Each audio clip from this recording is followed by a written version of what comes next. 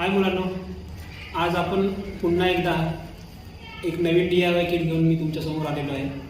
आत्ता आपण तुमचा 7वीचा धडा क्रमांक 13 बदल भौतिक आणि रासायनिक या धड्यावरती काही DIY किट बघणार आहे।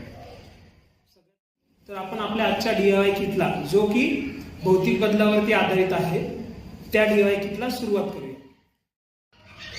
तर या DIY किट करताना किंवा हा प्रयोग करताना आपल्याला जे साहित्य लागणार आहे ते आता तुमच्यासमोर आहे। जेव्हा तुम्ही लॅबमध्ये याल त्यावेळेस तुम्हाला हा DIY किट करायला मिळेल। सध्या मी तुम्हाला व्हिडिओच्या माध्यमातून तुम्हाला हा प्रयोग समजावून सांगतो।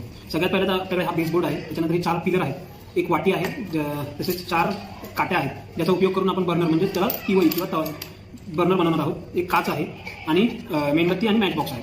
तर मी सगळ्यात पहिल्यांदा तर ह्याची अरेंजमेंट करून घेतो।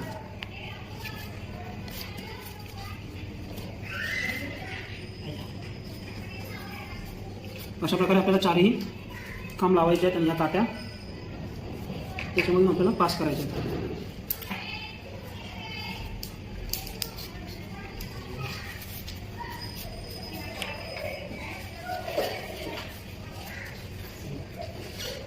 ही वाटी बसेल एवढ्या मापातून त्या काट्या बाहेर काढायच्या आहेत। ठीक आहे, त्याच्यानंतर ही वाटी आणि तुम्हाला हा कापूर त्या वाटीमध्ये घ्यायचा।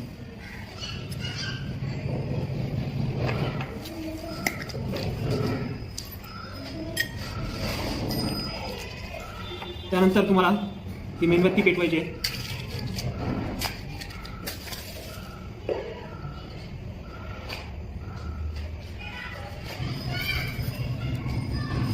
आणि ही मेणबत्ती त्याच्या खाली ठेवायची आहे आणि ही काच तुम्हाला या वाटीवरती ठेवायची आहे। आणि या प्रयोगाचं तुम्हाला निरीक्षण करायचं आहे। ही काच बघा, सुरुवातीला तुम्हाला पूर्ण क्लिअर दिसते किंवा त्याच्यावरती काहीच दिसत नाहीये। तुम्हाला थोडा वेळ याच्यावरती लक्ष ठेवायचं, निरीक्षण ठेवायचं आहे आणि काय होतंय ते बघायचं आहे। तुम्हाला दिसत असेल तर याच्यामध्ये या वाटीमध्ये धूर जमायला सुरुवात झालेली आहे। बघा, धूर दिसतोय तुम्हाला। या वाटीमध्ये धूर जमा होतो आहे आणि हळूहळू तो धूर कापूर जसा जसा वितळेल तसा तसा तो धूर होतोय आणि वरती काचेवरती येऊन बसतोय। थोड्या वेळानंतर पूर्ण ज्यावेळेस कापूर तुम्ही टाकायला वितळेल त्यावेळेस ती आग बंद करायची आहे।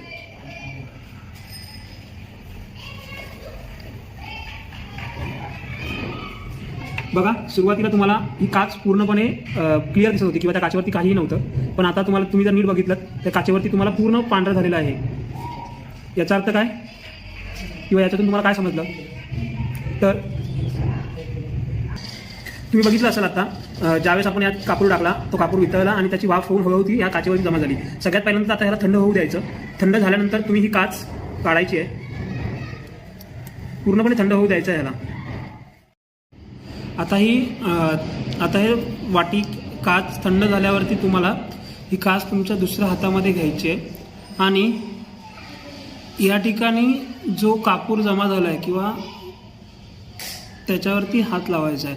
तुम्हाला दिसेल, हे बघा, तुम्हाला व्हिडिओमध्ये दिसत असेल की हे पूर्ण क्रिस्टल किंवा बाष्परूपात हा कापूर, जो वितळलेला कापूर होता, तो जमा झाला आहे। हे बघा, याचा अर्थ काय, सुरुवातीला जो कापूर होता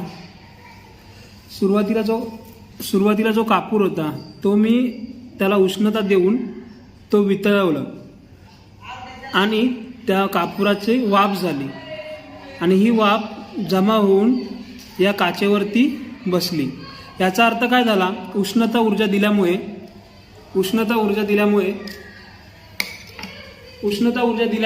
या हा कापूर वितळला आणि त्याची वाफ झाली। याच क्रियेला काय म्हणतात, बाष्पीभवन। आणि बाष्पीभवन झाल्यानंतर ही जी वाफ आहे ती ह्या काचेवर जमा झाली आणि पुन्हा या वाफेचे स्थायू पदार्थामध्ये, म्हणजेच आपण याला कापूर म्हणू शकतो की याच्यामध्ये रूपांतर झालेलं आहे। तर या प्रयोगातून आपल्याला काय कळालं, या ठिकाणी फक्त उष्णता ऊर्जा दिल्यामुळे कापूर जो होता त्याची अवस्था चेंज झाली, पण त्याचा गुणधर्म बदलला का किंवा त्याच्यामध्ये नवीन कुठला पदार्थ तयार झाला का, तर नाही। त्याच्यामुळे हा जो बदल आहे किंवा या कापराच्या अवस्थेमध्ये जो बदल झालेला आहे तो भौतिक बदल आहे। त्याच्यामध्ये फक्त त्याची अवस्था बदलली, त्याचा गुणधर्म बदलला का, नाही बदलला। तर अशा प्रकारे आपला हा भौतिक बदलाचा प्रयोग या ठिकाणी करून झालेला आहे।